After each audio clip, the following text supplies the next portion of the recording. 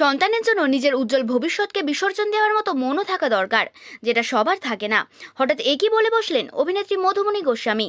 চাকরিজীবী মায়েদের নিয়ে বেফাঁস মন্তব্য করে বসলেন তিনি। রেগে আগুন নেটপাড়া। আপনি অভিনয় ছাড়লেও ব্লগিং করে তো টাকা কামাচ্ছেন, পরে হয়তো অভিনয়ে ফিরবেন, কিন্তু অন্য মায়েদের নিয়ে এমন মন্তব্য করার সাহস কেন দেখালেন? অভিনয় থেকে বেশ অনেক দিনই বিরতি নিয়েছেন মধুমণি। ছেলেকে সবকে সময় দেওয়ার সঙ্গে চালিয়ে যাচ্ছেন বিউটি পার্লার ও ব্লগিং এর কাজ, কিন্তু ইদানিং সমাজ মাধ্যমে বিভিন্নভাবে চর্চায় উঠে আসছেন তিনি। কখনো নিজের লুক তো কখনো বেফাঁস মন্তব্যের জেরে কটাক্ষের মুখে পড়ছেন। সম্প্রতি সমাজ মাধ্যমে নিজের অভিনয় জগৎ থেকে সরে আসাকে কেন্দ্র করে চাকরিজীবী মায়েদের নিয়ে মন্তব্য করে বসলেন তিনি।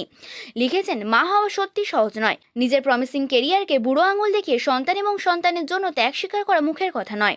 অনেকে হয়তো বলবেন তোমার আর্থিক সচ্ছলতা আছে তাই তুমি করেছো, কিন্তু এখানেই একটা মস্ত বড় ভুল, যা আমি আপনাদের শুধরে দিতে চাই।